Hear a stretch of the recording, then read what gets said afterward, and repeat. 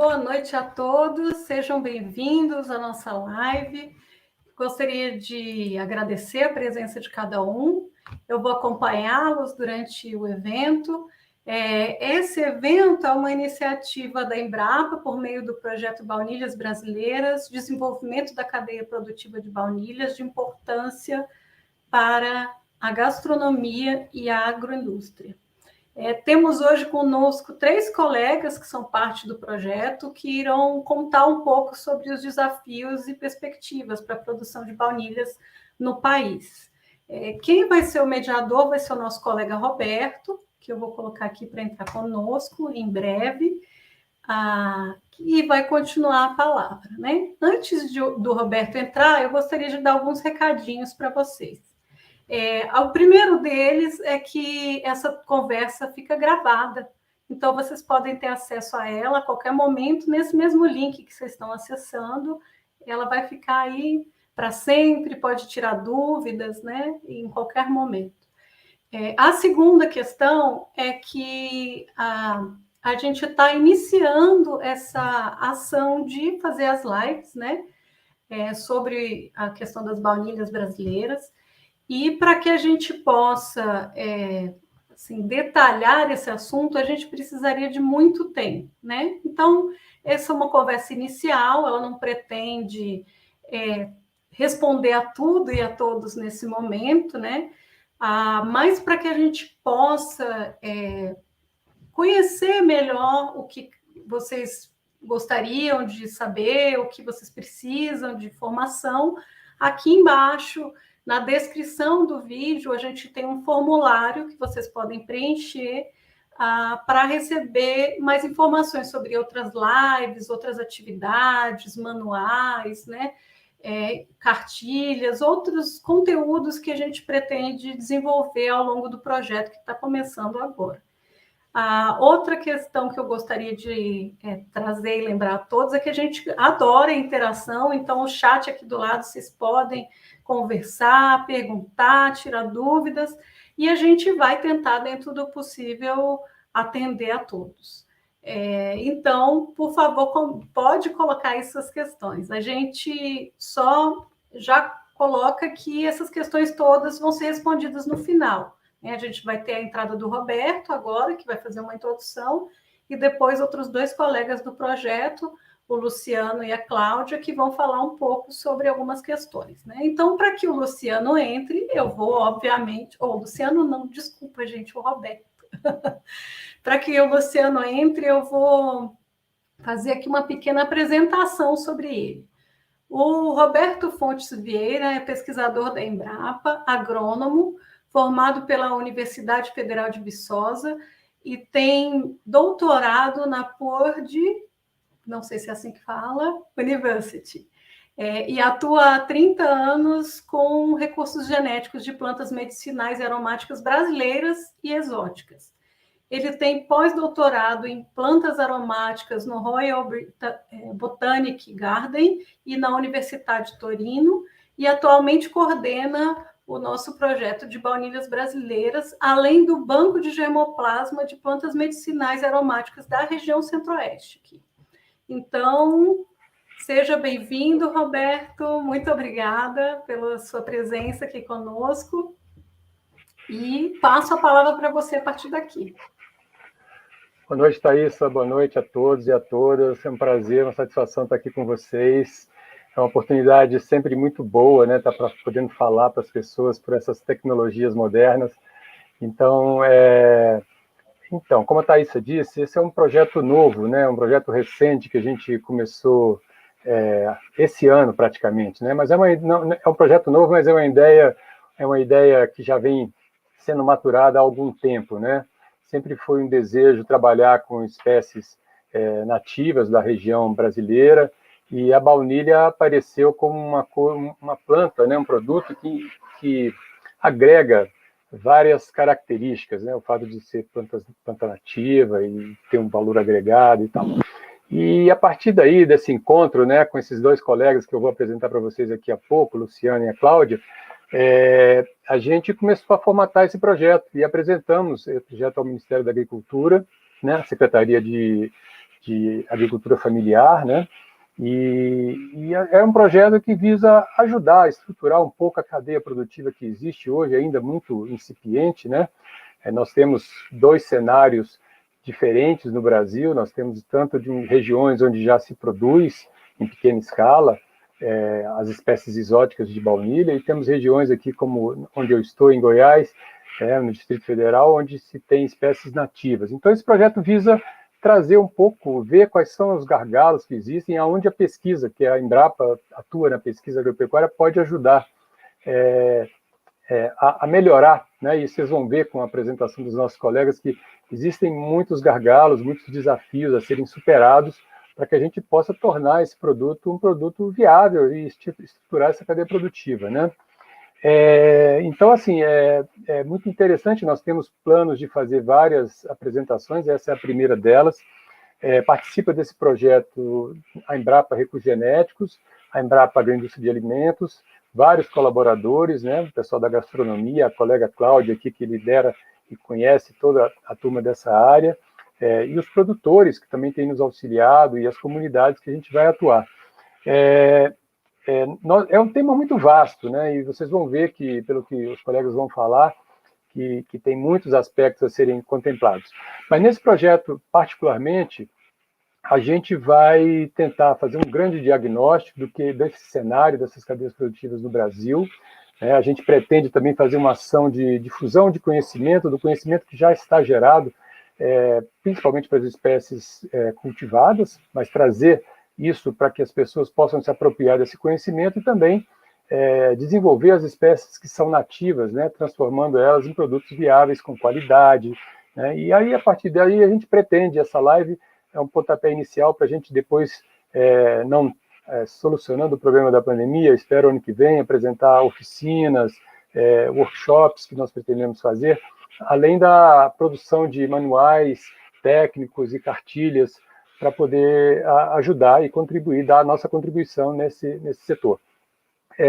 Temos também um componente de pesquisa, né, que é a formação de um banco de germoplasma das espécies que existem, que é um patrimônio nosso, que acho que é muito importante a gente poder conservar, e o Luciano vai falar bastante sobre isso, por que é importante a gente ter esse material genético conservado, e também viabilizar. Uma das nossas propostas também é ter todos esses materiais genéticos de baunilha in vitro e permitir que a gente possa também ter a produção de mudas em escala, micropropagação de mudas, porque é um dos gargalos mais importantes, né, e que nós não temos ainda uma resposta para isso.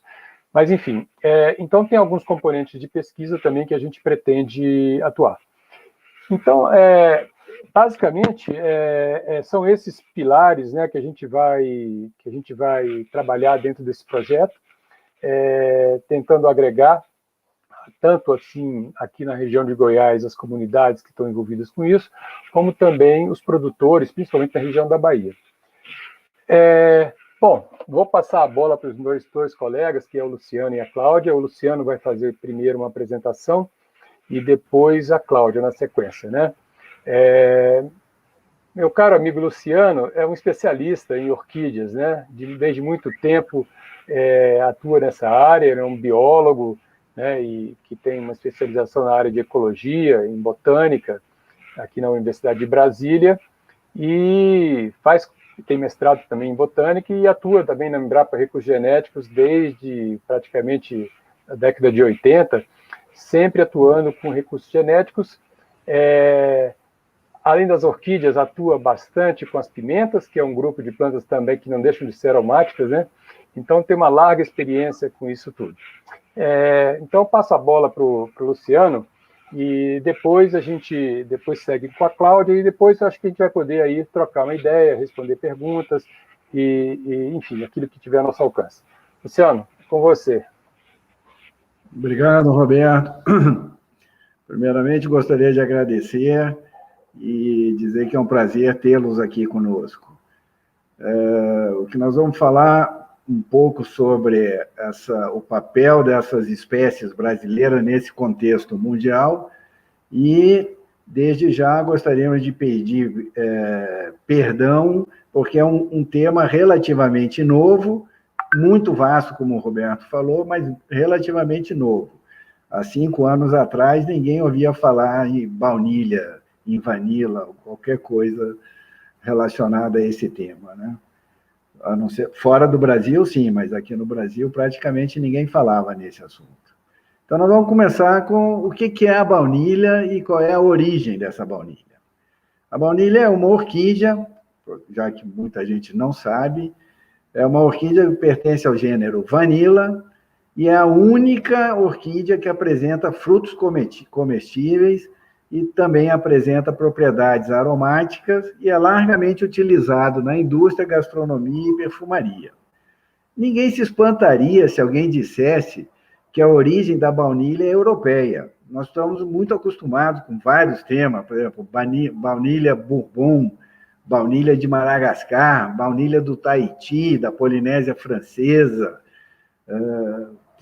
alimentos, né, que são muito tradicionais, como creme brulee, que é feita à base de baunilha, ganache de baunilha.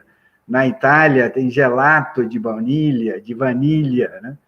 É uma iguaria, até hoje, no Brasil, só encontrada em lojas especializadas, delicatessen, né, ou de produtos importados. Então, todos esses termos, Bourbon, Madagascar, Tahiti, isso nos faz uma referência à França, principalmente, ou à França ou às colônias francesas, todas aquelas ilhas do Oceano Índico, né?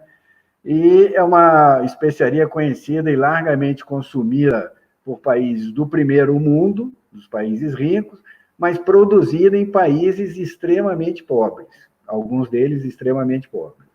É um produto com alto valor agregado, sendo que, de acordo com as flutuações de mercado e várias condições que influenciam o preço dos produtos, né, pode variar em torno de 60 a 600 dólares o quilo dos frutos já curados, né? Mas essa era uma planta que era utilizada desde antes do descobrimento das Américas. Então, quando a gente acha que é um produto europeu, a gente agora começa a ver que a origem dela vai recair aqui para o lado das Américas. Existem registros arqueológicos e relatos dos cronistas que acompanhavam os europeus nessas primeiras viagens às Américas. Eles perceberam que em algumas comunidades astecas, principalmente no México, eles usavam essa planta, né, esse fruto, que era utilizado em contextos exclusivamente culturais. Ela era utilizada ou como aromatizante, como medicinal, em rituais, e era também utilizada exclusivamente pela nobreza, né, pela classe mais nobre. Era uma planta que não era plantada, então o seu cultivo era, o seu consumo era basicamente na parte extrativista, né? Eles iam no mato, coletavam os frutos e traziam, né? Depois do descobrimento, quando os espanhóis chegaram aqui nas Américas e tudo, eles perceberam, ou foram testemunhas, né, de uma bebida oferecida para o imperador Montezuma, que fazia parte da nobreza, o maior, né, o imperador, que era uma bebida de cacau aromatizada com baunilha. Bom, eles piraram nessa história do sabor da baunilha, né? E junto com vários outros produtos que eles levaram aqui das Américas, como tomate, batata, mandioca, abacaxi, todos esses produtos que eram americanos, eles levaram a baunilha também para a Europa, mas levaram por uma representatividade muito baixa, levaram poucas mudas a partir de poucas populações e tudo. E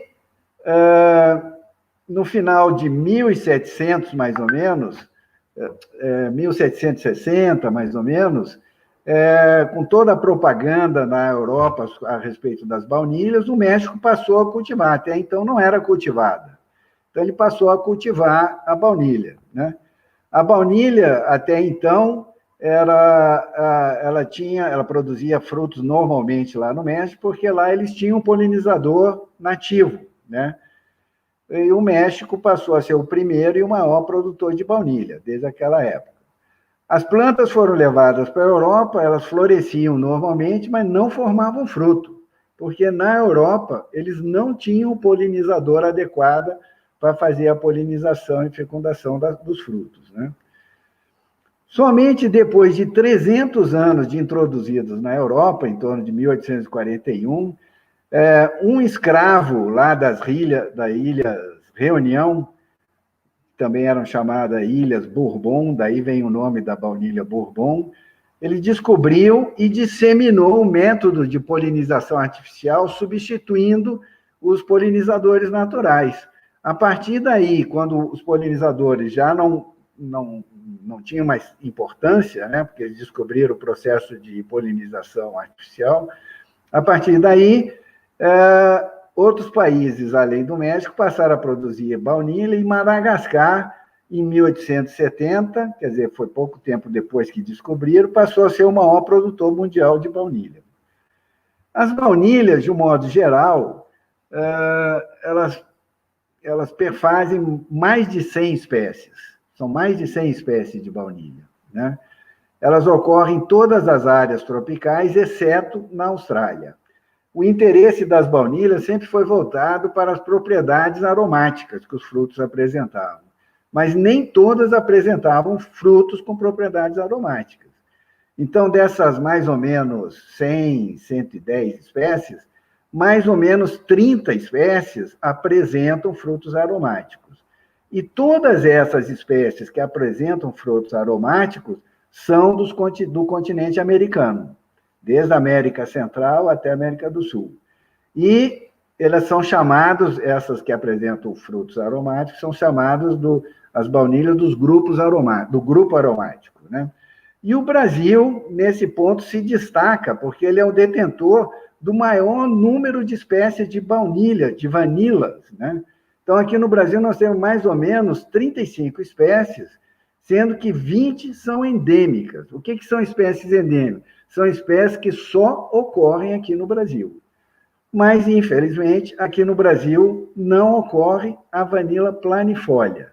A vanila planifolia é aquela que os espanhóis encontraram no México a primeira vez que eles se depararam com uma baunilha. E foi a partir dela que foi disseminada para o mundo inteiro. Então, o mundo inteiro conhece a vanila planifolia a partir dessas mudas levadas do México, mas nós vamos falar isso mais tarde. Aqui no Brasil, as baunilhas se distribuem em diferentes biomas, né? Então, a gente pode associar que as principais, o maior número de espécies está associado aos biomas que têm maior quantidade de chuva, né? Com maior quantidade de umidade relativa do ar, que é tanto a Amazônia quanto na Mata Atlântica. Cada uma tem em torno de 18, 19 espécies. O Cerrado, que é um pouco mais seco, também apresenta várias espécies, tem 13. E na Caatinga, que é muito seco, nós temos 3 espécies. De todas essas espécies que a gente conhece das baunilhas, o Brasil, embora ele apresente o maior número de espécies, ele não possui nenhuma tradição no cultivo e praticamente não existem informações disponíveis em língua portuguesa. Então, essa falta de tradição do uso de baunilhas aqui na América do Sul, especialmente no Brasil, pode estar associada, e provavelmente, né, está associada, ao consumo do cacau. Então, os estudos etnobotânicos acabam registrando que, nesses países da América Central, México, Guatemala, Belize, Honduras, Costa Rica e Panamá, registram sempre o consumo de bebidas de cacau aromatizadas com baunilha. Então, quem já, por acaso, experimentou cacau in natura, um cacau onde não foi industrializado nem nada, é uma substância muito, muito amarga. Então, a necessidade de você aromatizar com baunilha dá uma aliviada nesse amargo do cacau e transformou hoje o que a gente conhece desse chocolate aromatizado com baunilha, né? Isso na América Central. Então, na América Central sempre teve registro de consumo de cacau aromatizado com baunilha, né? Na América do Sul, nenhum registro mostra bebidas a partir do cacau. né? Então, aqui na América do Sul, os registros são sempre que os povos utilizavam a mucilagem do cacau, em volta da semente do cacau. E, a partir dessa mucilagem, era o que eles normalmente comiam, né? Que envolve a semente. Então, eles não utilizavam a baunilha. E isso acabou meio que se perpetuando. Para a América Central, os países da América Central sempre utilizaram a baunilha. E acabaram democratizando, né, esse conhecimento para o mundo inteiro. Na América do Sul, a gente não conhece. E isso acaba se refletindo, embora a gente tenha o maior número de espécies, a gente não tem tradição nenhuma em consumo de baunilha. Mas dessas espécies de baunilha, 3 são largamente cultivadas, né? Quando eu falo largamente, a planifolia, que é essa espécie que ocorria no México, ela ocupa basicamente 95% de toda a produção de baunilha no mundo inteiro. Então, é praticamente só a baunilha planifolia que tem no mundo inteiro. Tem outras espécies, por exemplo, a tahitense e a pompona, num grau bem menor. A baunilha planifolia é a mais difundida, ela representa 95% do cultivo no mundo inteiro, é cultivado no México, na Índia, mas especialmente nessas ilhas do Oceano Índico. Desculpa. Essas ilhas do Oceano Índico, que normalmente tem várias colônias francesas e tal, de Madagascar, Comores e Ilhas Reunião. A vanilha tahitense, que ela é cultivada principalmente na Polinésia Francesa, especialmente no Tahiti, e a vanilha pompona, que é cultivada em menor grau dessas 3, é cultivada em menor grau, ela é cultivada na América Central e um pouco na América do Sul. Nós vamos ver agora, pedir para a Thaísa mostrar para a gente, as diferenças entre essas 3 espécies. Pode parar. Então, aqui no primeiro slide daqui, a gente pode ver a vanilha planifolia.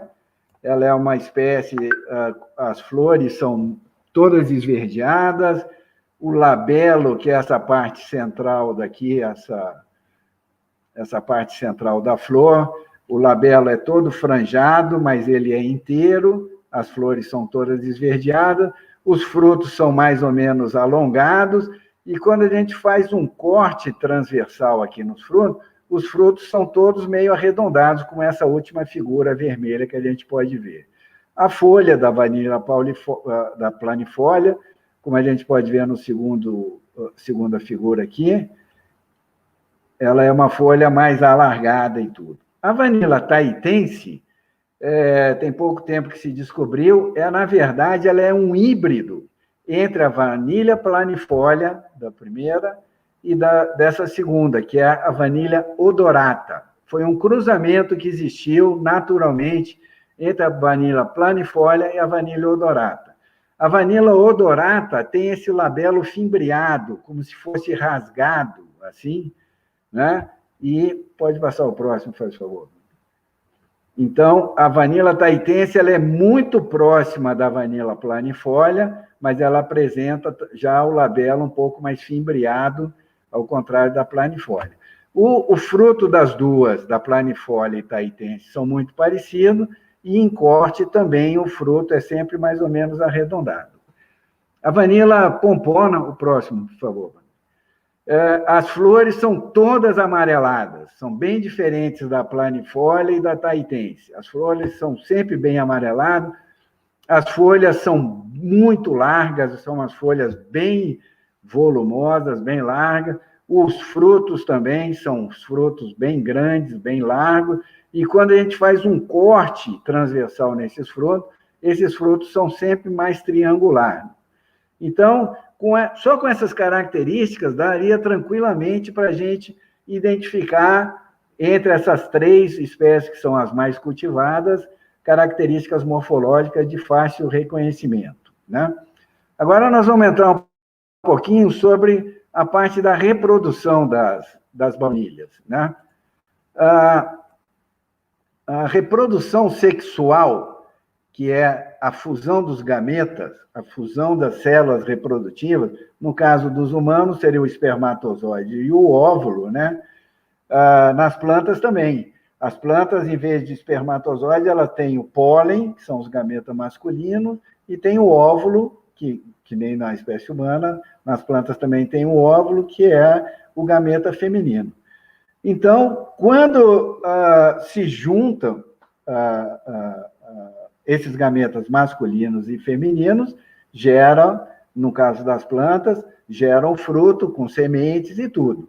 Mas, através da reprodução sexual, a produção de frutos dessas espécies normalmente é muito pequena. Fica em torno de 1 a 5% das flores que polinizadas, 1 a 5% só acabam formando fruto. O número de sementes férteis dessas espécies também normalmente não é muito grande. E quando tem semente, as condições específicas para a germinação dessa semente, como no caso da maioria de praticamente de todas as orquídeas, elas precisam de uma condição muito especial para germinar. Então, quer dizer, elas precisam de uma contaminação de um fungo para que haja a germinação. Então, quer dizer, a produção é pequena, os frutos são só 1 a 5%, as sementes nem sempre são férteis e precisam dessa condição específica. Então, no caso geral das baunilhas, pela reprodução sexual, que seria, no caso desse primeiro slide aqui, onde a gente vê a planta A com a planta B, seria o pólen da planta A indo para a planta B, ou o pólen da planta B indo para a planta A, né? Então, pela reprodução sexual entre indivíduos geneticamente diferentes, como nesse caso da planta A, é diferente da planta B. Existe a recombinação de genes e através de mutações também, que podem ocorrer de forma aleatória, ocorre o que nós chamamos da variabilidade genética. Variabilidade genética são pequenas diferenças entre os indivíduos de uma mesma população que são capazes de aumentar a possibilidade de sobrevivência. Eu vou dar um exemplo para vocês, então. Então, por exemplo, um casal qualquer. O homem é diferente da mulher. O homem e a mulher, quando resolvem ter um filho, o homem é diferente da mulher e o filho é diferente do homem e é diferente da mulher também, em termos genéticos. Não é isso? Então, se a gente imaginar vários casais produzindo filhos e os filhos produzindo outros casais, daria para a gente ter uma combinação infinita de possibilidades em termos de características, né? Então, quando nós vemos na raça humana a diferença da cor do cabelo, o tipo do cabelo, a altura, o tipo de pele, né? Todas essas características que nós temos, na verdade, essas características são gerenciadas por um conjunto de genes que são responsáveis por essas características. Mas o que acontece? Do mesmo modo que a gente pode gerar indivíduos diferentes, baseados só na parte morfológica que você consegue ver, a gente pode gerar também diferente em relação a resistências a doenças. Então, só para dar um exemplo, eu sei que é um tema um pouco sensível, a parte da Covid, nós temos aí 500 mil mortos, nós temos que levar isso em conta, mas se a gente imaginasse isso, se todos os indivíduos fossem exatamente iguais em termos de genes, em termos da parte genética, quando houvesse uma contaminação por um vírus como esse da Covid, todas as pessoas morreriam, porque todos são exatamente iguais. Agora, o que acontece? Uma pessoa é contaminada e não tem sintoma nenhum. Outra pessoa é contaminada, fica mal por um tempo e tal, mas depois consegue se recuperar. Outra pessoa é contaminada e em uma semana morre. Isso por quê? Porque ela tem diferentes graus de resistência em relação ao vírus da Covid, né? Essas diferenças foram geradas a partir da reprodução sexual né, que é o que compõe o que nós chamamos de variabilidade genética. As plantas também têm isso. Então, as plantas podem ter, você pode ter uma espécie mais resistente, indivíduos dentro da mesma espécie, indivíduos mais resistentes do que outra, determinadas doenças e tudo. Então, essa é a parte de reprodução sexual que gera variabilidade genética. Há outro tipo de reprodução sexual também, que é, no caso, só das plantas, é o que nós chamamos de autopolinização. A autopolinização é quando uma planta, o pólen ou o gameta masculino de uma flor, ele é colocado na parte feminina da mesma flor. Por isso que chama autopolinização. A autopolinização pode até gerar um pouquinho de variabilidade, mas com o tempo, a autopolinização repetida, às vezes, reduz drasticamente a variabilidade genética de uma população, né? Bom, o outro tipo de reprodução, sem ser a reprodução sexual, é a reprodução vegetativa, que é, nesse caso, o segundo slide daqui. Tanto em condições naturais quanto sob condições de cultivo, a propagação vegetativa é a predominante. A gente já viu que a sexual ocorre muito, muito raramente. Então, de um modo geral, para as baunilhas, a reprodução vegetativa é isso que ocorre. Então, aqui nesse segundo slide, dá para a gente ver, esse ramo aqui de cima, se nós cortarmos eles no meio e fizermos duas mudas, essas duas mudas são geneticamente idênticas. Qualquer pedaço de uma planta pode se tornar uma nova muda. A reprodução vegetativa, no entanto, ela não promove a variabilidade genética, ela promove a produção de clones, como a gente está vendo aqui, que são indivíduos geneticamente idênticos, ou seja, a reprodução vegetativa promove a uniformidade. Então, você pode ver esse tipo de coisa quando você faz multiplicação de mandioca, batata doce, batata, que você multiplica, por exemplo, no caso da mandioca, você corta a estaca e planta, então nós estamos fazendo multiplicação clonal ali, né? Alguns pesquisadores acreditam que a maior parte dos cultivos no mundo de vanila planifolia, aquela do México, são provenientes, no mundo inteiro, proveniente de um mesmo clone exportado do México. Então, o que é isso? O que isso acarreta? Isso é bom, é ruim? Isso é uma ameaça muito grande. O cultivo da planifolia é uma cultura com baixíssima variabilidade genética, então é uma cultura altamente vulnerável a doenças, a mudanças climáticas, a adaptabilidade a diferentes tipos de solo, a luminosidade, etc. Então, quer dizer, como os europeus foram para a Europa, trouxeram uma amostra muito pequena da vanila planifolia e distribuíram para o mundo a partir de reprodução vegetativa, eles distribuíram para o mundo exatamente a mesma coisa. Então, geneticamente, a maior parte, não posso dizer 100%, mas grande parte, a maior parte das vanilas planifolia são geneticamente iguais. E o que é isso? Como a gente já mostrou aqui, ela acaba sofrendo, ela passa pelo processo de ameaça, né? Deixa eu ver o meu tempo aqui, como é que está. Bom, qual que seria a alternativa para se rever esse cenário? Uma alternativa seria a gente voltar ao México, junto às populações originais de vanila planifolia e outras espécies geneticamente próximas da vanila planifolia, e ampliar a amostragem populacional na busca de variabilidade, né? Todas elas são a mesma coisa.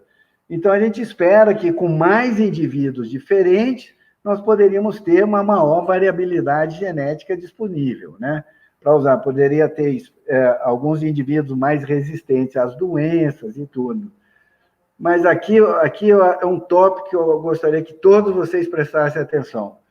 Quando se volta no México, para pegar essas populações originais, as populações mexicanas originais estão severamente ameaçadas por pressão humana, seja por desmatamento, seja por atividade excessiva de coleta, são coletas predatórias, depauperamento de populações, e a grande maioria das populações, que são muito poucas, praticamente já foram extintas, não existem mais.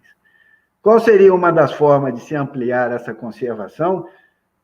Conservar esse material no campo, que é o que nós chamamos de conservação in situ, é pouco provável, porque hoje, com todo o conhecimento que se tem, continuam essas populações a serem depauperadas.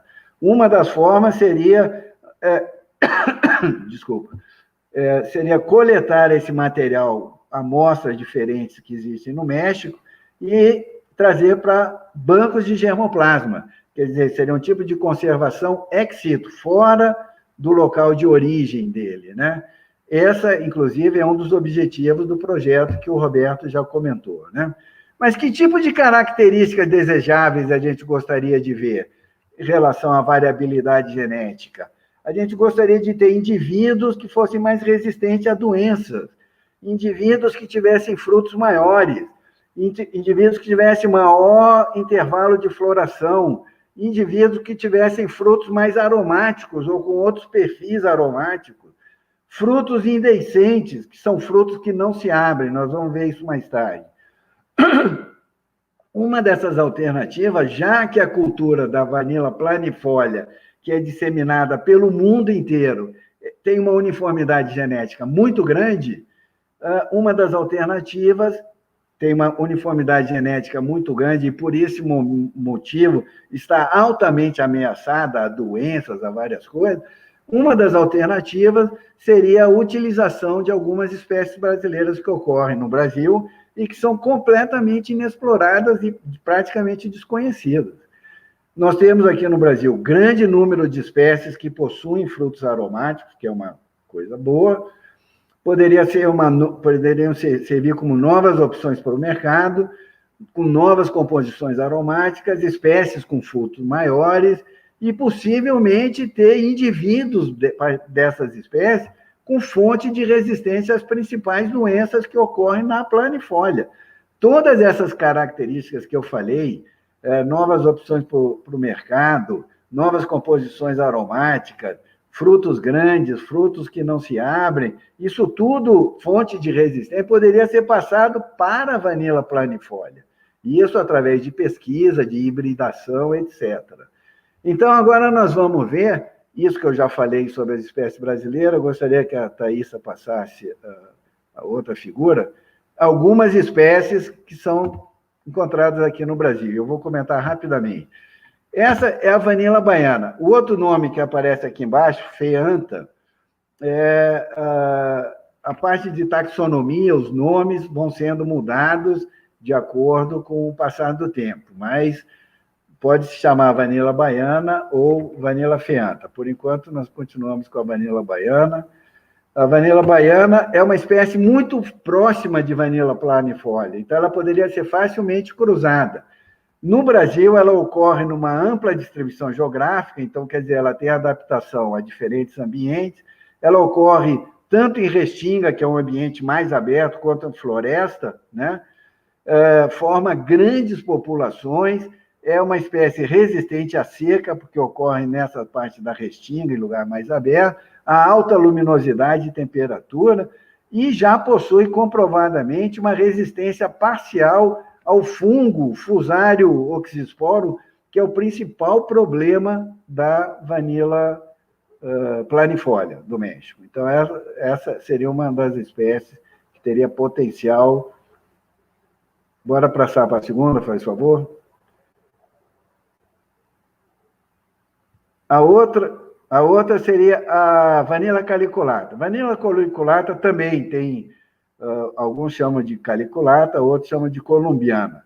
É uma espécie que até muito pouco tempo não era conhecida aqui no Brasil. Ela era conhecida da América Central e tudo, e a primeira coleta que nós identificamos e tudo foi lá na Bahia, na região de Caetité. É uma espécie que é fácil de se identificar, as flores são sempre voltadas para baixo, o labelo é sempre maior do que as pétalas, certo? as folhas são sempre muito lanceoladas e muito estreitas, né? Possuem os frutos, como a gente pode ver aqui, os frutos bem carnosos, bem aromáticos, e uma característica super especial, que ela ocorre em ambiente muito, muito, muito seco, diferente da grande maioria das espécies florestais, que ocorrem em ambiente mais úmido e tudo. A próxima, por favor.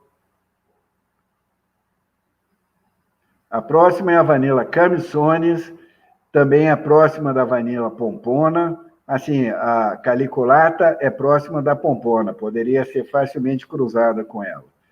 A outra é a camissones, também é próxima da pompona, possui ampla distribuição, adaptação a diferentes ambientes, os frutos são muito desenvolvidos, como a gente pode ver aqui. Os frutos, além de terem mais de 20 centímetros, são frutos muito largos, muito carnosos, talvez produzam bastante vanilina. A próxima, por favor. A próxima é a Vanilla cribiana. A gente sabe muito, muito pouco dessa espécie daqui, mas ela apresenta potencial, a gente pode ver os frutos bem desenvolvidos, os frutos são bem aromáticos e tem um potencial muito grande. A próxima, por favor. Então, essas aqui são duas espécies que têm esse labelo bem fimbriado. A Vanilla odorata, essa da esquerda, e a Vanilla insignis, essa da direita.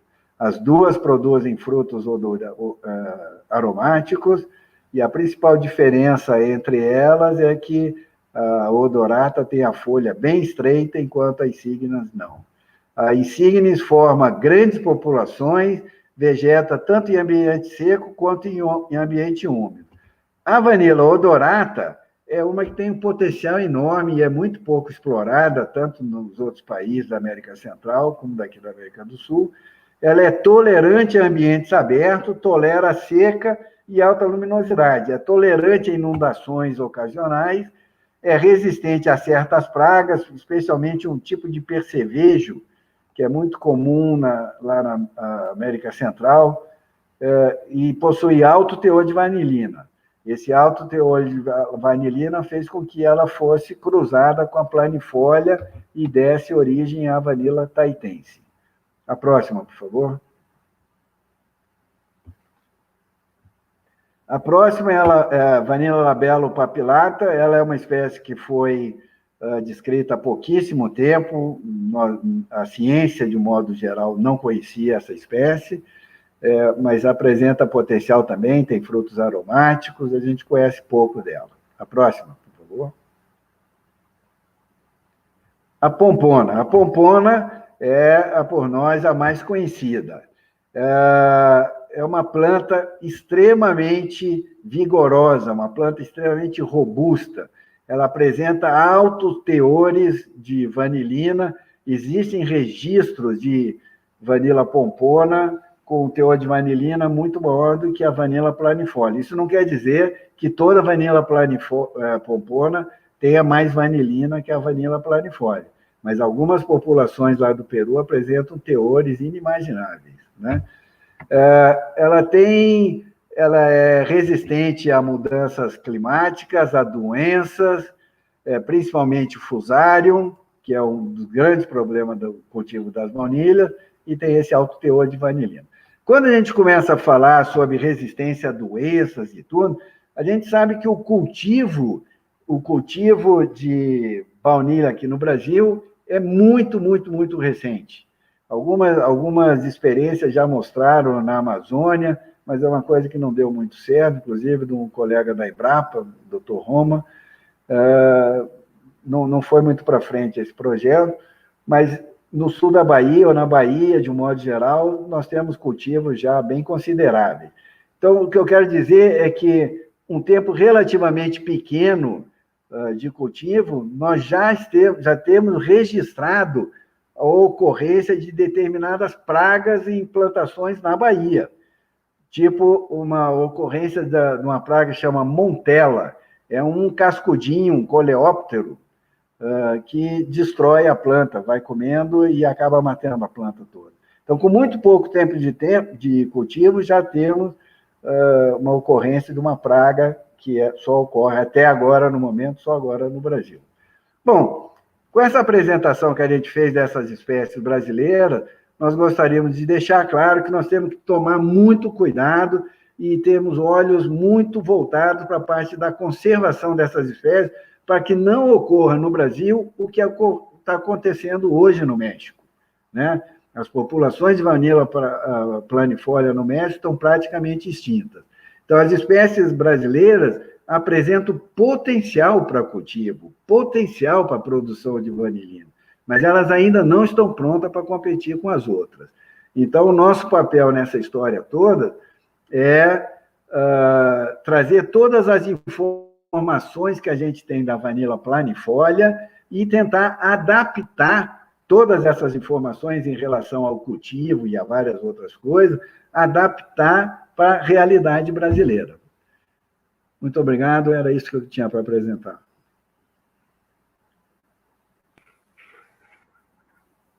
Opa. Espero não ter passado muito meu tempo. Só um pouquinho, viu, Luciano? Sem problema, mas foi excelente.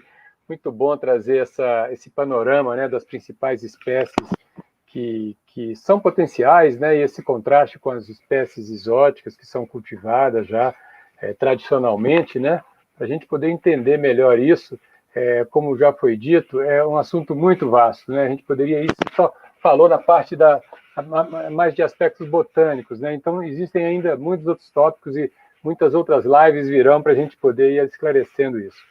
Mas, gente, então agora eu gostaria de apresentar para vocês a nossa colega Cláudia Nasser Brumano. A Cláudia é uma entusiasta, assim, que motiva todos nós, é uma graduada em gastronomia, né? Foi dentista, né? Se formou em odontologia, mas depois fez gastronomia pelo IESB, aqui em Brasília, Instituto de Educação Superior de Brasília. Tem mestrado em turismo aqui pela Universidade de Brasília, e a sua tese, a sua dissertação, né? Ela hoje aí faz um sucesso danado na internet, porque ela trouxe um aspecto que ela vai falar melhor para vocês, que é a trajetória social dessa baunilha do Cerrado, né, na cidade do Goiás, que é isso aí, parte do trabalho dela. Ela vai contar também para a gente como é que isso aí se contrasta, né, com todo esse universo que o Luciano colocou. Ela tem 11 anos de experiência em gastronomia, realizando cursos de culinária, né, para adultos e crianças, eventos, enfim, uma série de ações que ela faz, e tem atuado com a gente nesse projeto fortemente, uma pessoa que está bastante envolvida com o tema. Cláudia, é uma satisfação poder te ter aqui para a gente poder partilhar um pouquinho do seu conhecimento. Então, a palavra é sua. Um abraço. Muito obrigada. Boa noite a todos. Eu gostaria de dizer da honra e orgulho, né, que eu sinto em fazer parte desse projeto. Vocês que me conhecem sabem o quanto eu almejei e sonhei estar ao lado desse grupo aí de pesquisadores que eu tanto admiro, construindo algo que eu acredito que pode contribuir para o crescimento e empoderamento de pessoas, né? E dando prosseguimento, então, ao tema, eu vou falar um pouco das baunilhas brasileiras agora no contexto gastronômico. Provavelmente eu vou repetir algumas coisas que o Luciano falou, porque é a história da baunilha no mundo, né? Então, relembrando aí que a origem das baunilhas é no México, e com o objetivo de compreender seus usos desde os primeiros registros, né, até os dias atuais, nós vamos fazer uma viagem na linha do tempo, acompanhando sua trajetória ao redor do mundo. É importante lembrar que a gente está se referindo à segunda especiaria mais cara do mundo, depois do açafrão espanhol, né? Que um quilo de baunilha no mercado internacional gira em torno de $600, e isso também varia de acordo com alguns problemas que às vezes acontecem em Madagascar, né? Que é a região maior produtora do mundo. E outro dado tão importante quanto é que somente 1% da baunilha usada na alimentação é de origem natural, ou seja, o resto fica por conta de baunilha artificial, né, que a gente adquire no mercado, aquele vidrinho, que é uma essência e é derivada de queima de madeira e outras coisas que a gente sabe que não são saudáveis. E depois que a gente experimenta a baunilha natural, dificilmente a gente consegue aceitar aquele aroma e aquele sabor artificiais, né?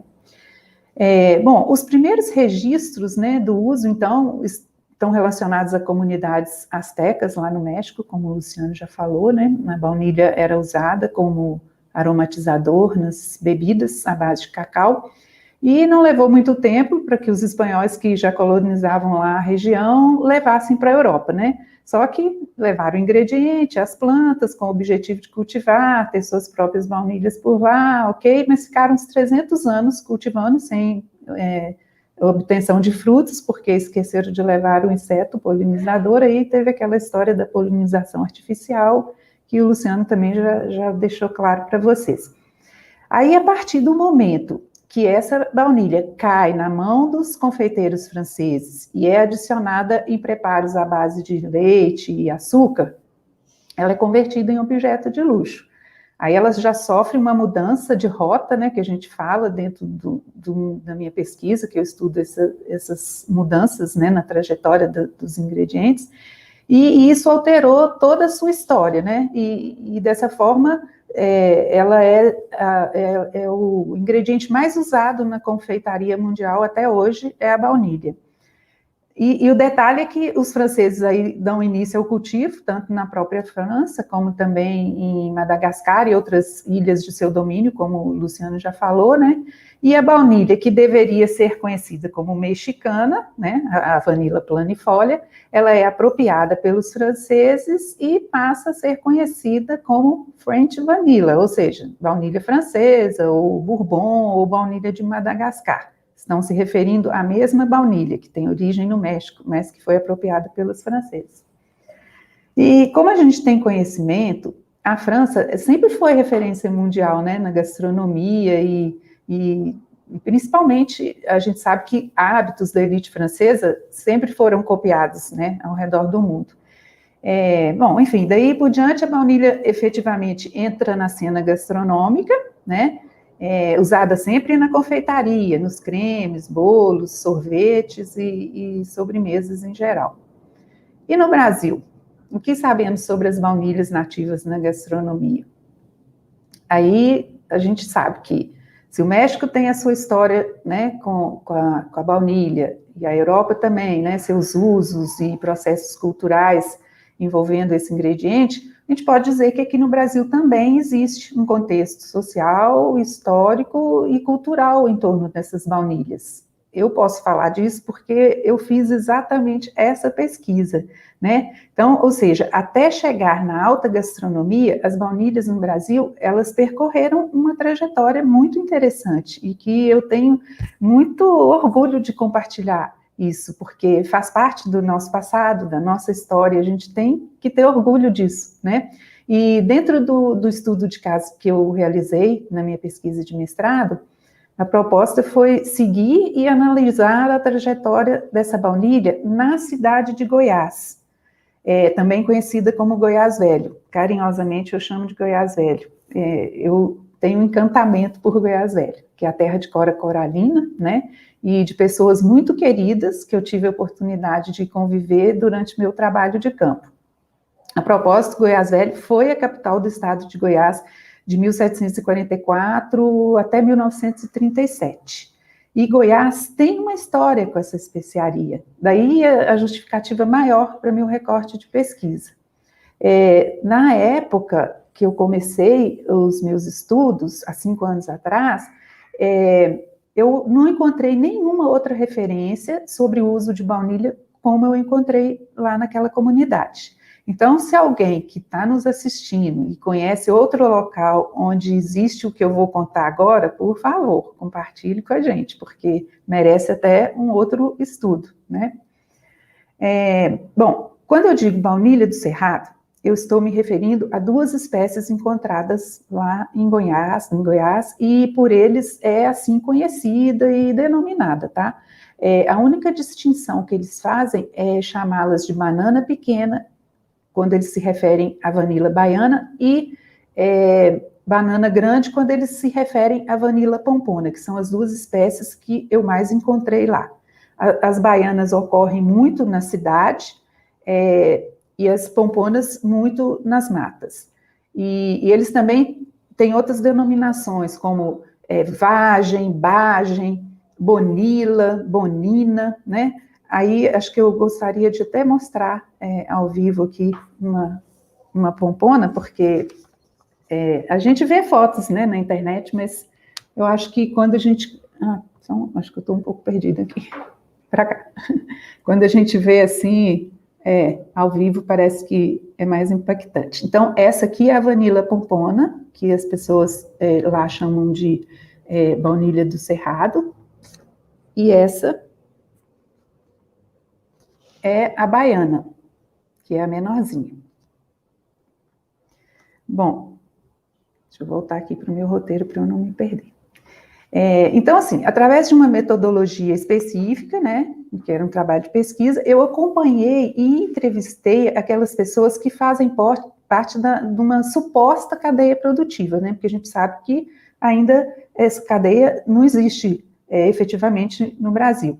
E eu digo isso porque até o ano de 2018, quando eu terminei o meu trabalho de campo, eu não tinha identificado nenhum cultivo. Por lá, realmente, o que ocorre é só extrativismo, né?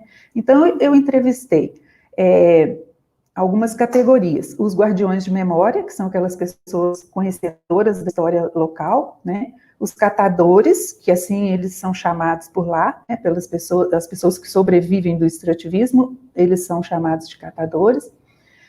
Os intermediários, né? Atravessadores ou comerciantes, os chefes, cozinheiros, empresários e consumidores finais. Bom, o que eu identifiquei na cidade de Goiás? A baunilha, ela era usada desde o século XVIII por indígenas que já habitavam aquela região. Nesse primeiro momento, ela era usada como remédio. E nós sabemos que o uso de plantas e ervas com fins medicinais, né, é uma prática que é comum em antigas civilizações. E no Brasil, a primeira descrição metódica desses usos foi feita em 1630 por um médico holandês. Então, tem um fundamento esse uso, né, medicinal, como eles fazem lá. Da mesma forma, escravos que vieram através da colonização portuguesa também usavam plantas em seus rituais. E esses hábitos influenciaram a medicina popular lá naquela cidade, sabe? Então, eles têm como primeiro uso a baunilha na forma de chá, xarope, infusão, tudo com o objetivo de cuidar das doenças do trato respiratório. Existe uma crença popular que a baunilha trata gripe, resfriado, dor de garganta, tosse e até pneumonia. Entretanto, com a chegada da corte portuguesa, né, porque Goiás Velho era a capital do estado, a baunilha passou a ser usada na doçaria, porque até então era mesmo só como uso medicinal, né? Porque esse hábito foi trazido pelos portugueses. Tanto que eu encontrei nos cadernos de receita de Cora Coralina, cadernos esses que foram herdados da sua avó, que viveu no século XVIII, o uso da baunilha nos doces típicos portugueses, como ambrosia, pudim de pão, arroz doce, manjar, doces de frutas, doces em caldas e outros doces como doce de leite, mingau, algumas bebidas como licor e chá de baunilha. E muito importante lembrar que eles têm um doce tradicional lá que se chama pasta de cajuzinho, que todas as pessoas, as doceiras que eu entrevistei, falam a mesma coisa. A pasta de cajuzinho do Cerrado, sem baunilha, não é pasta de cajuzinho do Cerrado. E realmente ela é maravilhosa. Bom, interessante também a gente observar que a forma de conservação de baunilhas lá naquela comunidade é totalmente diferente do que a gente conhece ao redor do mundo, né? Quando a gente compra uma fava de Madagascar ou qualquer outro desses países produtores, elas vão vir num tubo de ensaio, né, de vidro, agora até às vezes fechadas a vácuo e tudo mais. Ou seja, elas são comercializadas in natura. Lá em Goiás Velho, a gente encontra as baunilhas conservadas no açúcar, no álcool e também no mel, no álcool de cereais ou na cachaça, né? E eu encontrei um outro uso que que é um uso religioso, não menos importante, né, que é na produção de garrafadas, compostos por vários ingredientes, dentre eles a baunilha, né, e cada família tem a sua receita tradicional, que é passada através de conhecimentos ancestrais. Então, essas garrafadas são preparadas por uma pessoa que as enterram durante a quaresma para serem consumidas no sábado de Aleluia. Encontrei também uma menção de uso da baunilha misturada ao rapé para inalação, e isso também ocorre lá no Quilombo Calunga, na Chapada dos Veadeiros, onde também eles têm esse uso, né, de misturar no rapé para inalar. Bom, e uma coisa muito importante que eu considero mencionar é que todo esse processo de extração, cura, conservação e uso da baunilha na cidade de Goiás é baseado em conhecimento ancestral, né?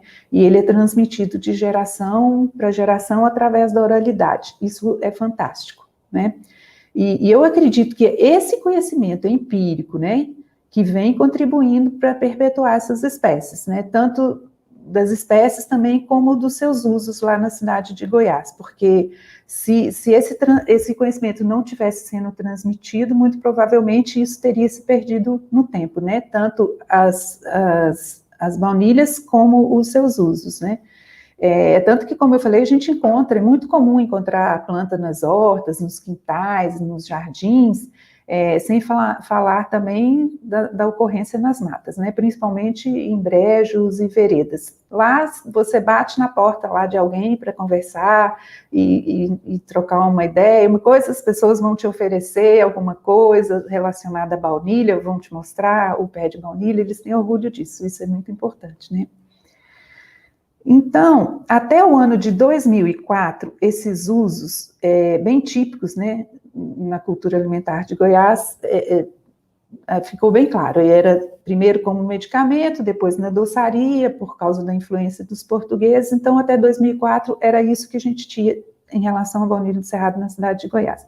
A partir de 2004, quando ocorreu o primeiro festival gastronômico lá na cidade, esse cenário começou a mudar. Porque, desde o final dos anos 90, o chefe dinamarquês Simon Lau, que reside em Brasília, porém com raízes em Goiás Velho, ele começou a utilizar as baunilhas em preparos do que a gente chama de cozinha quente. Então, temos, portanto, como marco da introdução das baunilhas nativas brasileiras na alta gastronomia, essa referência, cujo protagonismo está relacionado ao nosso querido chefe Simon, sem sombra de dúvida. Daí em diante, através das mídias sociais, né, outros chefes do exterior, do Brasil, tiveram conhecimento, né, e se interessaram pelo seu uso, e hoje a gente pode dizer que virou um objeto de desejo de todo chefe ou cozinheiro, porque a cada dia mais aplicações e usos estão sendo propostos por essa cozinha de vanguarda, né, em função dos diferentes e complexos sabores e aromas que as nossas baunilhas possuem. Eu gosto de falar isso, porque realmente eu, quando tenho oportunidade de provar qualquer coisa com as baunilhas, eu faço muitas experiências, porque realmente elas nos surpreendem, nossas baunilhas são maravilhosas. Então, dessa forma, diferentemente dos usos, né, tradicionais da confeitaria mundial, como na emblemática sobremesa francesa, né, o creme brulee, os bolos, os sorvetes, etc., hoje nós temos a baunilha sendo usada em preparos salgados, como carnes, molhos. No café fica maravilhoso você moer pedaços de baunilha com os grãos de café, em purês, nos peixes, saborizando azeites, cervejas e outras bebidas, né, outros drinks. E lembrando que as espécies mais interessantes para a gastronomia, em função dos seus aromas e sabores, que eu conheço, são a vanila pampona, né, também conhecida como baunilha do Cerrado, e a vanila camissones. Em menor escala, temos a vanila baiana, pois ela possui menor potência aromática em relação às outras espécies. E eu fiquei prestando bastante atenção aí na fala do Luciano, e depois vou assistir novamente, porque realmente a gente tem mais acesso a essas no Cerrado, né, pampona e camissones, mas a gente sabe de outras menos conhecidas, que prometem muito em termos sensoriais, né? Porém, eu não tive oportunidade de degustar, que o Luciano já me apresentou a planta, né, que é a caliculata, a odorata, a cribiana, que eu conheci recentemente, sim, essa eu tenho uma que eu ganhei e, assim, eu me encantei, ela também é muito maravilhosa, ela tem bastante alto teor de vanilina, ela produz cristais de vanilina dentro da fava. Bom, em relação à história, né, e seus usos, era isso que eu considerava importante trazer para vocês. Eu pedi a Thaísa para colocar o link da minha dissertação, caso as pessoas tenham interesse em conhecer mais sobre essa história, né, lá em Goiás, porque a minha dissertação realmente ficou um pouco extensa, quase um doutorado, mas eu não podia omitir nenhuma informação, porque era realmente o primeiro registro, né, das baunilhas brasileiras dentro do contexto gastronômico, mas que eu tive que fazer uma análise tanto do contexto social, histórico e cultural para chegar num resultado final, né? Aí, agora eu penso assim que a gente deve refletir sobre alguns pontos não relacionados a essa história, né? Mas que são fundamentais para a preservação das espécies. Primeiro, porque as pessoas sempre me perguntam, mas existe uma dificuldade em adquirir baunilhas brasileiras. Sim, por quê? Porque a demanda é ainda muito maior do que a oferta, né? E a gente precisa compreender as diferenças entre adquirir uma baunilha oriunda do extrativismo de outra originária de cultivo, né? Isso tem que ficar claro. Uma coisa é cultivo, outra coisa é extrativismo, né? Você não vai querer que uma fava oriunda de extrativismo tenha a qualidade de uma baunilha, né, comercializada ao redor do mundo e cultivada dentro de todo técnicas e tecnologias que as pessoas do extrativismo ainda não têm tanto acesso, mas que agora, a partir desse projeto, o meu sonho é levar esse conhecimento para essas comunidades, né, tradicionais, porque eles têm, sim, condições de chegar, evoluírem nessa questão da conservação, da cura e da conservação. A gente sabe disso, né, é só ter um pouco mais de conhecimento, associado ao conhecimento ancestral que eles já têm, né, nessa relação com esse ingrediente. Então, assim, as oriundas de extrativismo, elas ainda requerem um conhecimento técnico, né, para poder ter um produto final de maior qualidade, porque a gente sabe que as etapas que incluem a coleta, a cura, elas precisam ser melhor observadas em função de influenciar diretamente no produto final, em termos de sabor e aroma. Eu já observei isso nas épocas que eu compro baunilha, fora da época da coleta, o produto final realmente fica muito comprometido. E esse aumento na demanda vem induzindo os extrativistas a uma coleta precoce. E isso, como foi dito anteriormente, não é interessante, né? Compromete o produto final. E outro ponto que é muito, que eu penso que, assim, muito provavelmente em outras comunidades tradicionais que vivem do extrativismo, como no Quilombo Calunga e outras comunidades, possa estar ocorrendo a mesma coisa que eu encontrei em Goiás, né? Uma pressão grande sobre as plantas, né? E isso precisa ser monitorado, porque pode comprometer a existência das espécies, né? E nos impedir de conhecer e degustar toda essa riqueza que antes mesmo da gente conhecê-las, né? E aí vem o meu pensamento, como que nós podemos contribuir com esse processo de consumo consciente, né? Nós, que eu digo, gastrônomos, cozinheiros, chefes, né, como influenciadores que somos, né, nós acabamos estimulando o uso e consumo de baunilha e outros produtos da nossa biodiversidade, né? Então, eu penso que esse poder que nos é conferido deveria ser convertido num comprometimento, no sentido de perceber a importância do nosso papel dentro dessa cadeia, né, em estimular um consumo consciente, valorizando a origem dos ingredientes e contribuindo dessa forma para um consumo sustentável. E também aqueles que são gourmand, né, ou simplesmente apaixonados por baunilha, antes de adquirir, certificar-se da origem e o caminho que essa baunilha percorreu até chegar em suas mãos, né? Aquela pessoa que colheu lá no meio do mato, ela foi reconhecida e valorizada tanto quanto o ingrediente que você adquiriu, né? Para a gente não correr o risco de reproduzir aqui no Brasil o que acontece em Madagascar, né? Onde 75% dos produtores que vivem há 50 anos de cultivo de baunilha, vivem abaixo da linha da pobreza, né? Então, é isso. Eu agradeço mais uma vez a oportunidade, né, esse momento tão especial, quando nós estamos dando o start nesse projeto, cujo objetivo maior, sim, é contribuir com a biodiversidade brasileira e o desenvolvimento sustentável dessa atividade, né, no Brasil, ao mesmo tempo gerando conhecimento técnico para a agricultura familiar e outros interessados no cultivo. Meu muito, muito obrigada.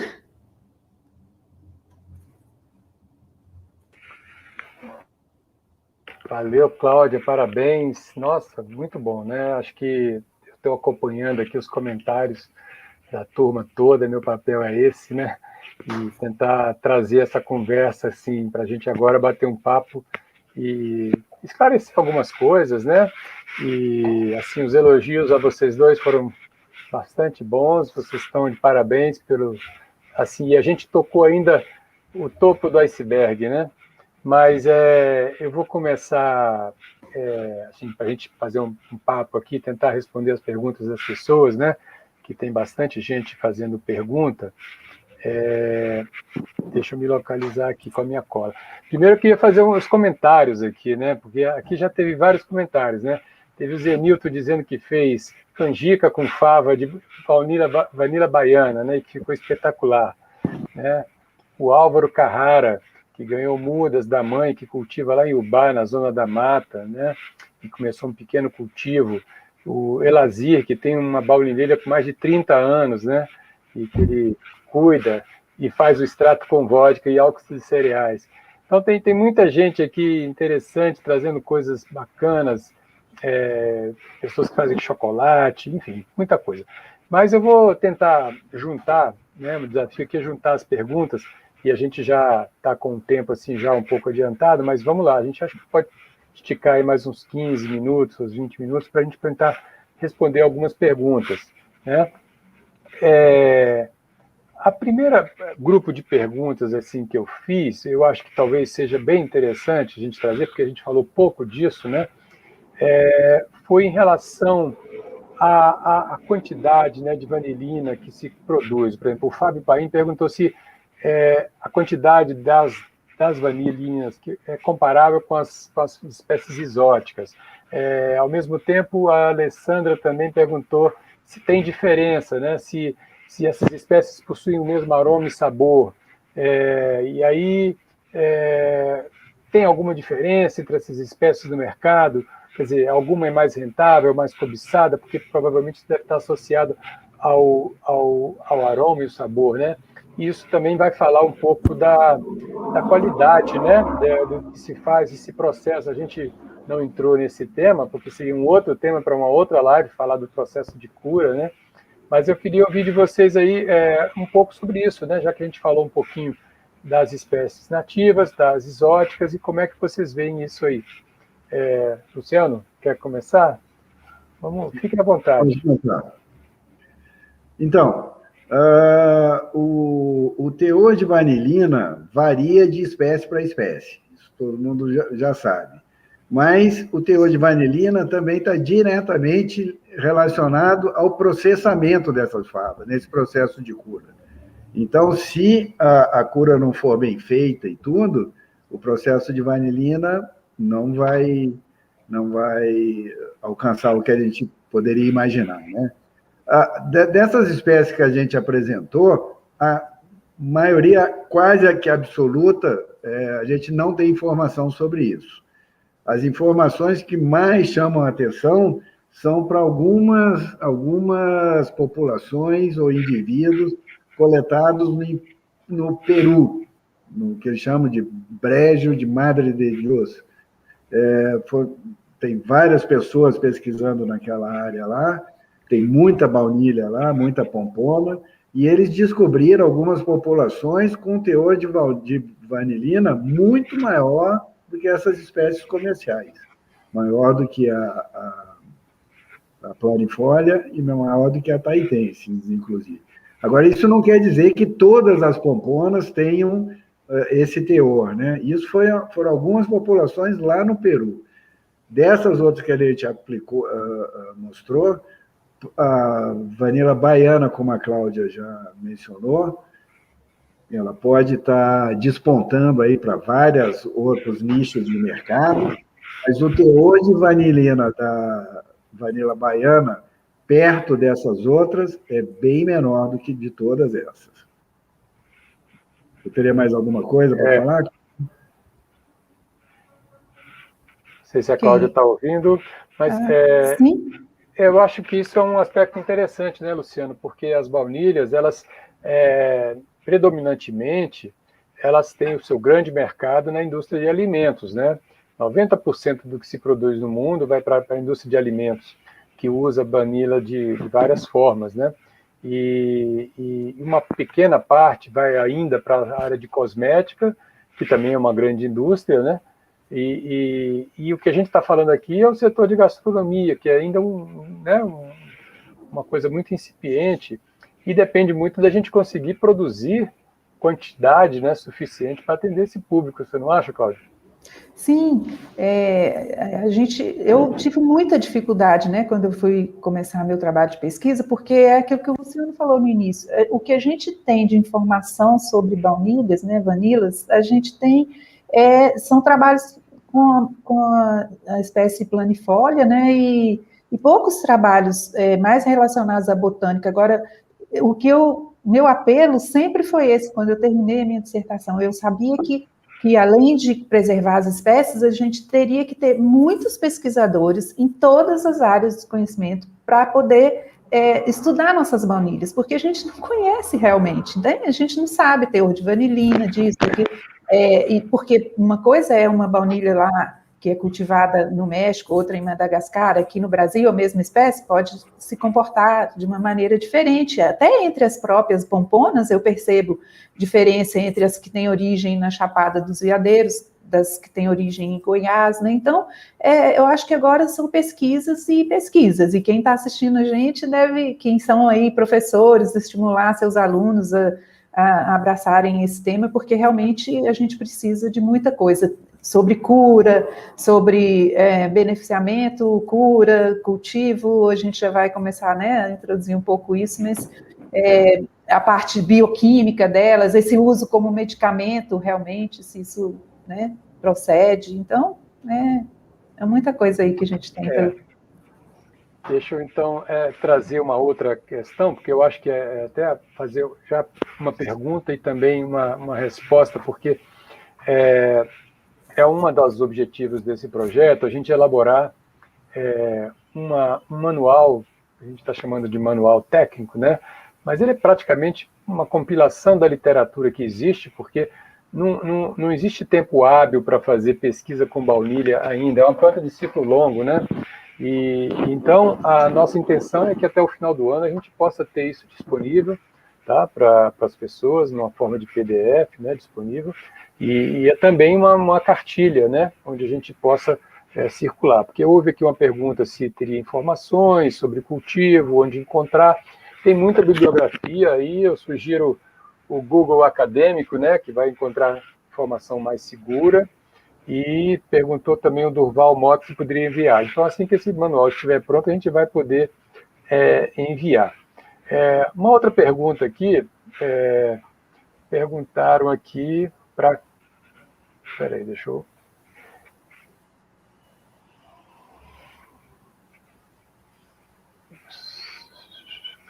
Bom, perguntando aqui o Rafaela Pereira, Cláudia, como é que é o seu processo de cura com essas baunilhas? Temperatura, tempo e validade, como armazená-la? Só isso, né?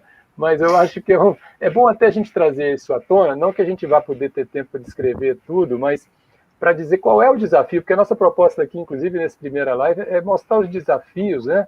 E as perspectivas que existem. Claro que existem perspectivas muito boas, mas aí vamos falar dos desafios. Então é isso.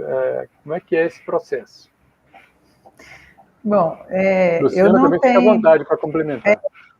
Isso aí a gente está fazendo em conjunto, né, algumas experiências, mas eu não tenho um protocolo de cura, confesso. Eu gostaria de tê-lo e gostaria de poder compartilhar com todo mundo, que é uma das dificuldades das pessoas que fazem contato comigo toda semana, e aí eu lembro do Simão, que o Simão falava, toda semana alguém me procura para saber de baunilha e tal. Toda semana alguém me procura para saber sobre cultivo ou sobre cura, alguma coisa. Eu gostaria de ter realmente tudo pronto para poder compartilhar, mas infelizmente a gente está montando tudo isso ainda, né? A gente está nessa fase, não temos nada ainda como protocolo. Aí o Luciano agora pode falar aí da experiência que ele já está tentando fazer, né? Essa coisa de controlar a cura. Por enquanto, eu faço tudo empiricamente, baseado no que eu aprendi em Goiás Velho e o que eu leio, né, sobre literatura internacional. Eu não sei, Roberto, como é que... O processo de cura é um processo muito longo, tem vários pontos que têm que ser observados, desde a coleta do fruto, de ser na época certa para colher o fruto, tem uma razão para isso, né? O processo de cura vai influenciar, como eu já falei, toda a produção de vanilina e de outros produtos, né? O que a gente sabe é que no processo no aroma da baunilha, tem em torno de mais de 200 substâncias envolvidas. A gente sempre acaba falando a vanilina, porque a vanilina é a que aparece na maior quantidade, né? Disparada a maior quantidade. Os outros são só traços, né?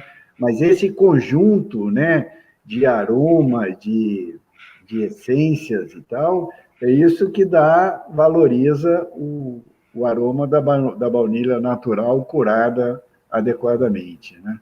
Então, Roberto, eu não sei se a gente vai entrar nesse processo de cura, uma coisa mais detalhada. Eu acho que agora não veríamos muito tempo para isso, mas eu acho que isso com certeza vai ser um tema de uma próxima live, porque já temos também várias outras perguntas aqui, porque tem umas perguntas muito voltadas para a questão das espécies, sabe, Luciano? Que algumas confusões, né? Perguntando se no Pantanal possui baunilha nativa, e acho que algumas coisas você já falou, mas qual é a região da vanilha cribiana, né? Que o Maurício Santaliestra está falando aqui, que na região dele parece que tem. Também a Joana pergunta qual é a variedade que cresce no Cerrado. Eu acho que o termo não é variedade, né? São as espécies. Eu acho que isso já foi colocado pela Cláudia. E, de novo, tem muita gente interessada em saber. Tem aqui o Paulo Sérgio também, né? Tem uma experiência de produção de vanilha caliculata em Caetité. Acho que, não sei se vocês conhecem, mas acho que foi. E tem tentado a reprodução.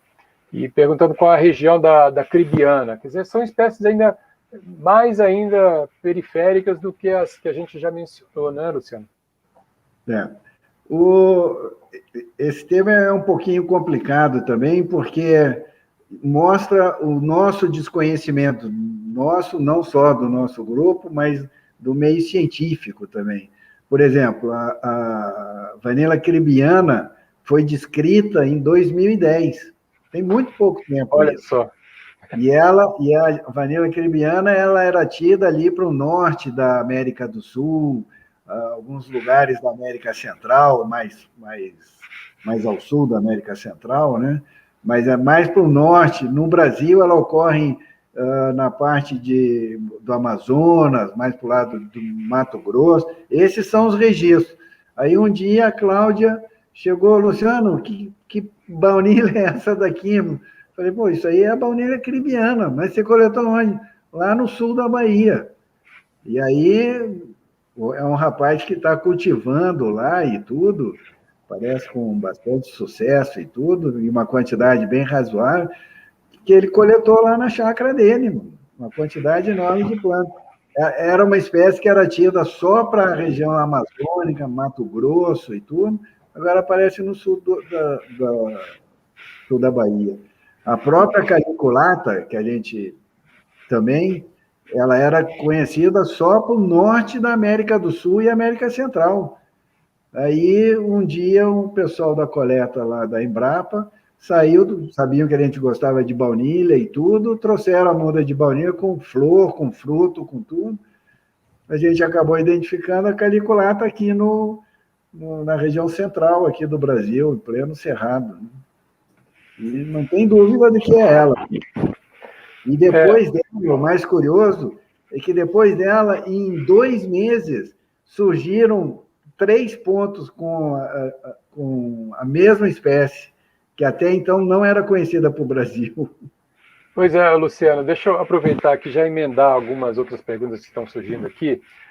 A Márcia Duba, né, falou que ela comprou mudas de baunilha na Olambra, há 10 anos atrás. Hoje ela tem mudas espalhadas pela Mata Atlântica, favas, perguntando se pode usar na alimentação quando estão maduras, né? E aí vem outra pergunta também, que eu acho que está dentro desse contexto, do Ronald Chaves, que é como identificar as baunilhas comercializadas. Já existe normatização dos rótulos com procedência, né? E aí vem essas perguntas, que são... as sementes são inviáveis de plantar? Quer dizer, algumas pessoas vendem sementes, mas não germinam. Quem quer comprar tem que comprar a muda, né? Como adquirir mudas? Vai adquirir sementes? Então, tem uma certa generalização em termos dessa coisa de obtenção do material, né? E você explicou muito bem as diferenças entre as espécies e o risco da gente comprar gato por lebre, né? Se você puder falar um pouquinho sobre isso. Exatamente. Eu queria primeiro falar um pouquinho sobre a semente. As sementes das orquídeas, de um modo geral, eu gostaria só de pedir aqui para a Thaísa colocar um slide daqui.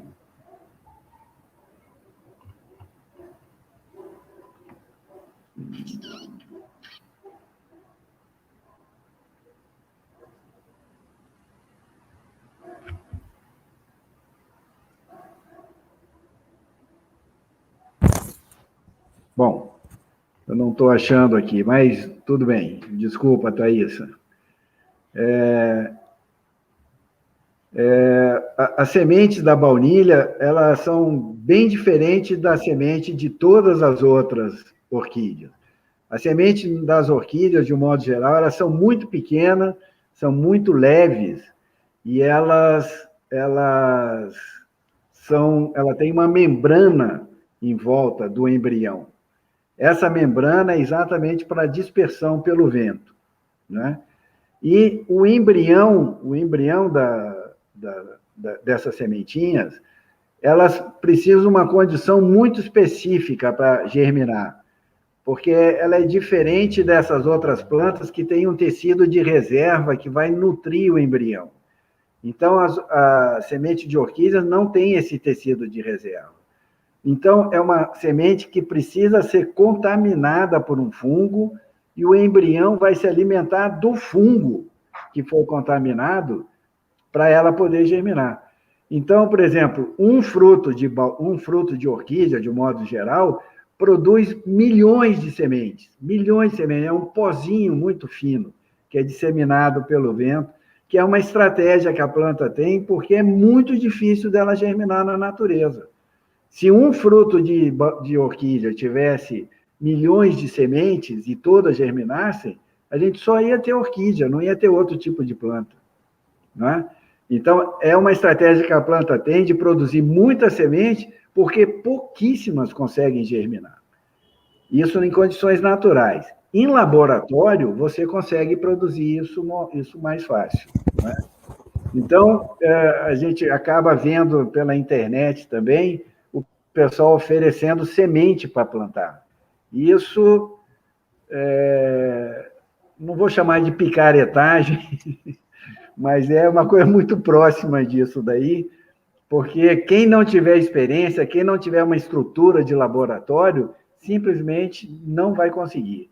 Então, não compre semente, porque você não vai conseguir fazer ela germinar, a não ser que você tenha conhecimento de práticas de laboratório, de meio de cultura, aí sim você conseguiria.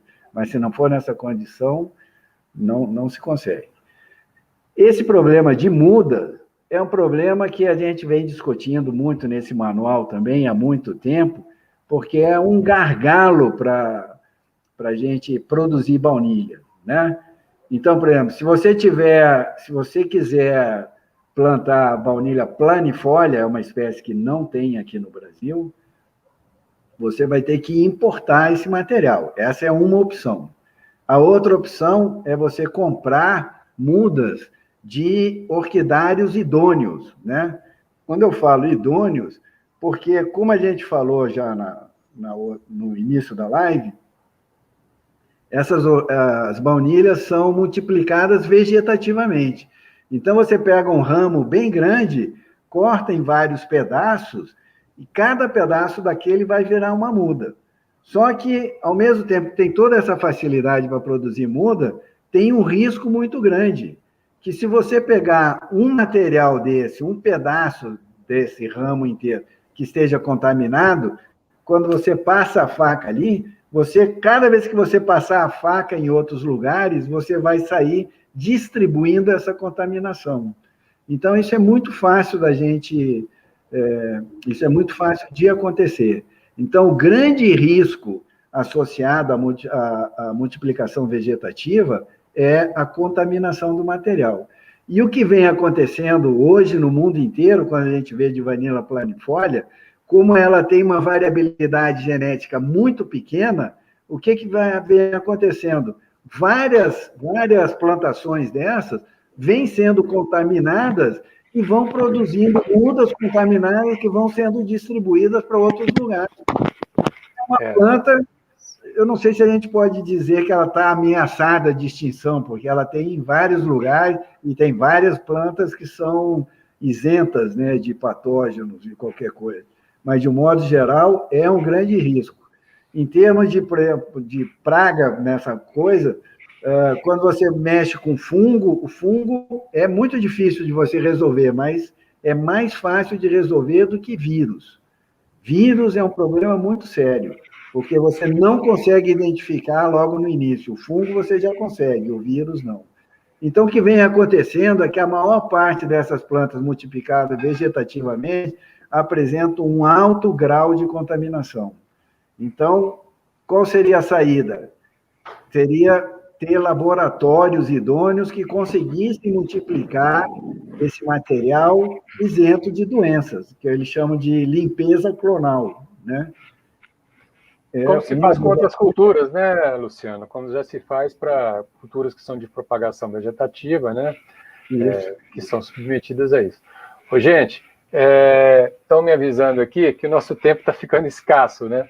E embora a gente ainda tenha uma boa audiência, mas a gente tem que também né, considerar aqui o tempo. Mas eu estou vendo aqui, tem muitas questões a respeito de propagação, de cultivo, né, de que espécies plantar, quanto tempo demora para crescer, e, né, enfim, eu acho que muito disso a gente vai poder tratar também em outras oportunidades, e a gente está tentando colocar nesse manual, né, a gente está compilando as melhores informações, né, técnicas, e tentando gerar alguma informação, como o Luciano falou. Um dos objetivos da pesquisa, da parte de pesquisa desse projeto, é estabelecer protocolo para a gente produzir dessas espécies nativas, né, mudas saudáveis e em uma escala. Embora ela tenha um crescimento lento, mas são os desafios, né, Cláudia, que a gente vai observando com as baunilhas, né? Como a Cláudia também está lá lidando com os desafios de muitas vezes as favas chegam para a gente, né, Cláudia, foram colhidas, assim, principalmente as de extrativismo, né? Precocemente. Foram colhidas precocemente. Isso também não acontece só aqui, acontece em Madagascar, né? Quando o pessoal vê o preço e aí colhe, e aí não alcança, né, uma qualidade. Isso pode refletir lá nesse setor que é tão exigente, né, Cláudia, da gastronomia, né? A gente não pode matar a galinha dos ovos de ouro, né? Porque ela tem um valor agregado muito bom, mas a gente não pode apresentar também lá na mesa, no final, o produto final, uma fava aberta, contaminada, né, com injúrias e tudo mais, né? Fala mais um pouquinho disso aí, para a gente ir podendo fechar e arrematar aqui essa nossa conversa. Então, assim, eles têm lá essa forma tradicional de conservar em açúcar e no álcool, no mel, na cachaça e tudo. tem o seu valor. Desculpa, essa forma do açúcar é bem típica da região de Goiás, não é?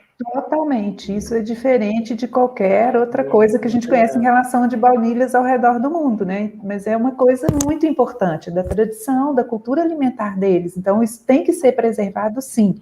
Mas, se eles pensam em entrar no mercado com intenções de atingir, principalmente alguns chefes que são mais, sei lá, talvez exigentes, porque eu uso de qualquer jeito, vocês já viram, né? Eu apresento algumas coisas para vocês, né, com ela no mel, no açúcar, não interessa o meio de conservação, mas a gente sabe que o ideal para comercialização, em uma escala maior e tudo mais, e mesmo para valorização, essa outra forma, né, in natura, seria muito interessante, porque a gente, às vezes, a pessoa quer a baunilha para usar do modo dela, e aí quando você já está com ela no açúcar, ou no mel, ou na cachaça, ou no álcool, isso interfere, às vezes, no preparo, né? Então, é muito importante a gente observar essas etapas todas, porque o ideal é a gente chegar no final da cura e estar com isso aqui, né? Uma baunilha, com essa flexibilidade, né? Essa maleabilidade, e isso não está sendo fácil, a gente está levando uma pequena surra, mas a gente vai chegar lá, né? Com certeza.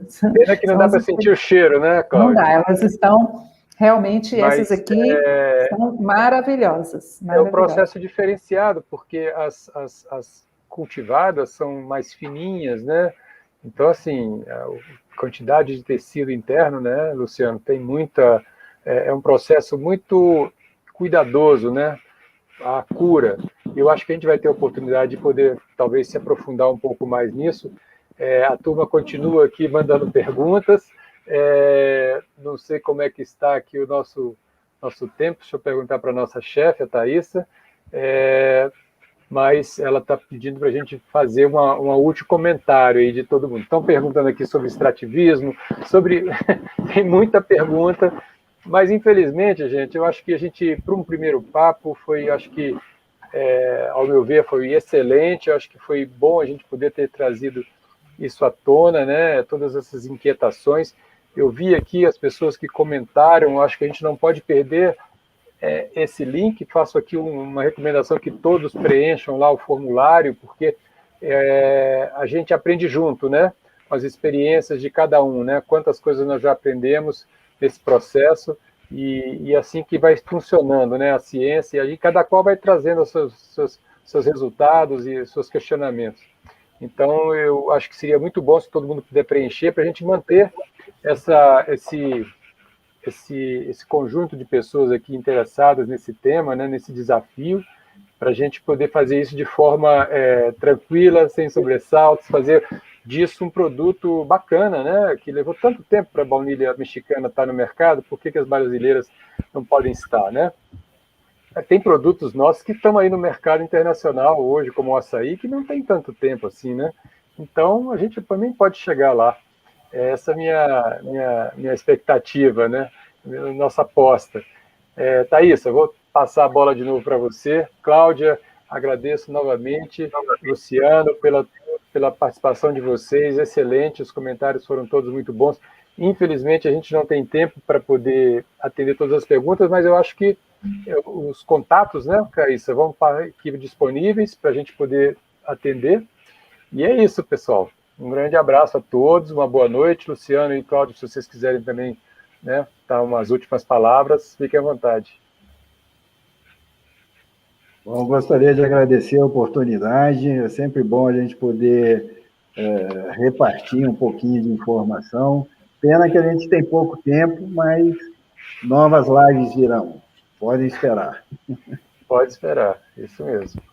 Sim, eu também só agradeço a oportunidade, porque a gente, quando transmite conhecimento, a gente se eleva, com certeza. Então, muito obrigado pelo momento, pela oportunidade. Até uma próxima.